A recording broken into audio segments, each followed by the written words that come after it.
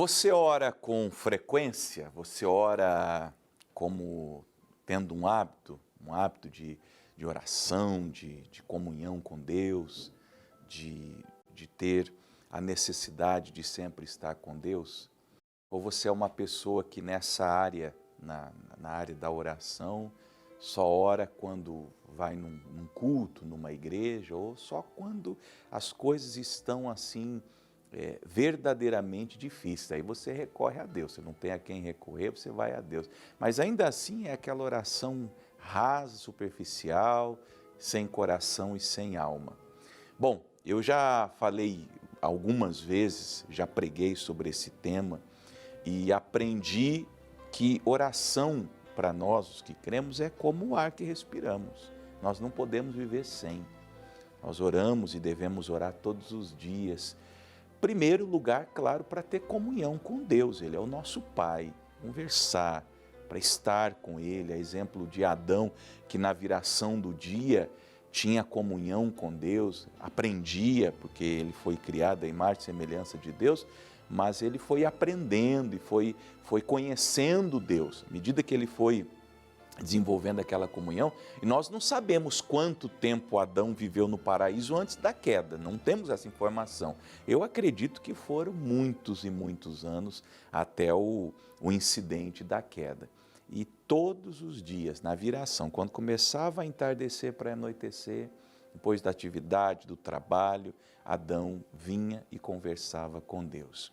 Mas há um tipo de oração que eu quero tratar com você hoje, é a oração perseverante. Ela está lá em Lucas 18, nós vamos ler do 1 ao 8. Lucas 18, 1 ao 8, não vou me ater à história em si, é a parábola do juiz iníquo, mas eu quero olhar para ela sobre um ponto de vista que é o que Jesus, na verdade, apresenta de cara. Lucas, capítulo 18, verso 1 até o 8. Está escrito: contou-lhes também uma parábola sobre o dever de orar sempre e nunca desfalecer. Seja honesto e olhe um pouquinho para a sua vida. Todos nós temos pelo menos um grande motivo para essa oração. Eu não vou dar detalhes, é particular, mas eu quero só me tomar como exemplo. Eu tenho na minha vida pessoal, não vou discriminar a área, um motivo dessa oração. E olha, sem exagero, já tem mais de 10 anos que eu faço essa oração. E eu clamo a Deus. Hoje, por exemplo, enquanto eu estou falando com você, eu tratei com Deus na minha comunhão, na minha oração, eu tratei desse tema com Deus. E essa resposta que eu estou esperando ainda não chegou. Deixando o meu caso à parte, vou dar alguns exemplos. Salvação de um familiar. Talvez a senhora é uma mulher casada, conheceu Jesus, se converteu, desceu as águas, recebeu o Espírito Santo, tem frequentado uma igreja. E o seu casamento, graças a Deus, na medida do possível, ele vai até bem, mas seu marido ainda não se converteu. E a senhora já está na igreja, há 10, há 15, há 20. Eu conheci uma senhora, ela me contou, ela orou pelo marido dela 47 anos. 47 anos. Casada, ela se converteu já no início do casamento e ela passou 47 anos lutando pela conversão do marido dela. Eu sei dessa história porque fui eu quem batizei o seu José. Quando ele se converteu e que foi assim a história bonita de todo esse enredo, é que ele se batizou, frequentou a igreja onde eu fui pastor, 6 meses e faleceu. 6 meses. E naquele velório, naquele enterro, eu pude perceber um misto de tristeza dela, Dona Maria, obviamente porque estava sepultando o marido dela, mas havia também uma certa alegria, porque ela lutou praticamente meio século pela conversão dele. E ela ali no velório, no sepultamento, sabia que estava oferecendo aquele homem a Jesus, o homem pelo qual ela passou praticamente a vida inteira lutando. Por isso que Jesus conta essa parábola, porque nós temos, dentro desses temas, e aí eu dei o meu exemplo, sem falar o que seja, contei da Dona Maria, ovelhinha minha, que uma hora dessa já está com Jesus também, porque ela já tinha seus 70 e poucos anos. Porque Jesus, sobre essa oração, nos outorgou dever, obrigação mesmo. Olha, vocês têm nesses temas a obrigação, o dever de orar sempre e nunca desfalecer. Eu não dou a vocês o direito de desistir. Aí ele conta a parábola em si do juiz, que para mim esse é um erro da Sociedade Bíblica do Brasil, que traduz como a parábola do juiz Inico. Para mim não é a parábola do juiz Inico, é a parábola da viúva perseverante. Havia essa mulher que tinha uma causa na justiça, o juiz era ímpio, pecador, não temia a Deus, não respeitava os homens, ela ia na audiência, ele negava, ela voltava e foi, até que ela o convenceu no versículo 5, todavia, como esta viúva me molesta, hei de fazer-lhe justiça para que, enfim, não volte e me importune muito.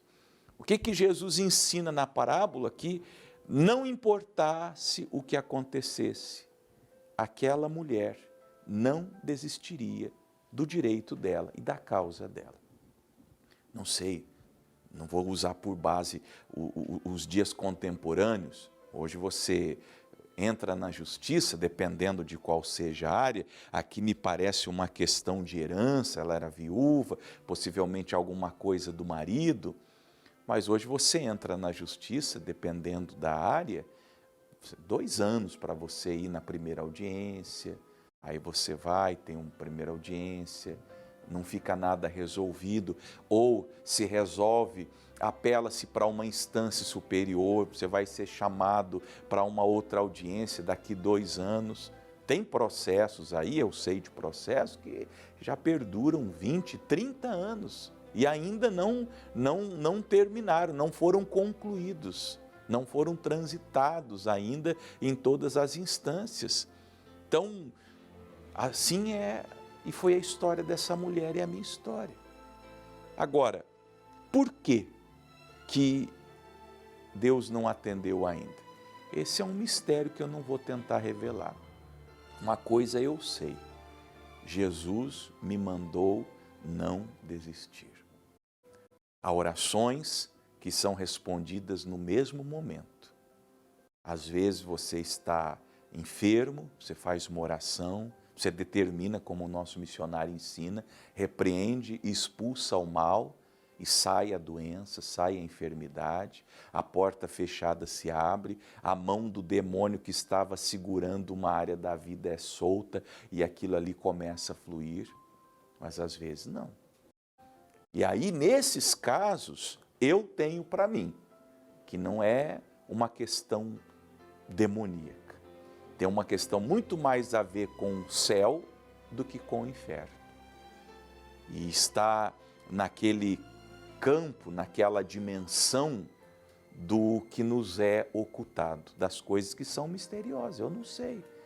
Pastor, essa história que o senhor falou da mulher lutando 47 anos pelo marido, Deus não poderia ter salvado o marido dela na primeira oração que ela fez? Poderia, mas não salvou. Por quê? Não sei. Por que Deus não lhe respondeu ainda? Aí se eu fosse leviano, ou presunçoso, como alguns são, eu diria, é falta de fé, porque às vezes sentenciam as pessoas, você não recebeu a bênção porque você não teve fé, ou porque você está em pecado, ou porque você não orou direito, não sei, as pessoas, e nós pastores, eu falo com a minha classe agora, da graça das outras denominações, tem muitos pastores de outras denominações que me assistem, cuidado para os senhores não sentenciarem pessoas de maneira errada, porque o fato é que nós não sabemos. Aqui na parábola nós temos um juiz ímpio, o motivo está claro, ele não temia a Deus e não respeitava homem algum. Agora, nós estamos tratando com o justo juiz de toda a terra. E disse o Senhor no verso 6, ouvi o que diz o injusto juiz. E Deus, no outro polo, porque enquanto o juiz iníquo é mau, Deus é bom. Enquanto o juiz iníquo faz vistas grossas e tapa os ouvidos para a causa da viúva, Deus é Deus da viúva, dos órfãos, dos necessitados. Então, e Deus, que é bom, que é justo, que ama, que é Pai, não fará justiça aos seus escolhidos que clamam a Ele de dia e de noite, ainda que tardio para com eles?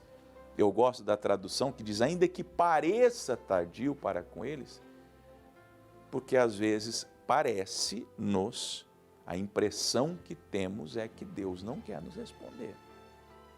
E é nesse ponto da oração, entre o nosso pedido, a nossa súplica e a não resposta divina, que nós desistimos. Por quê?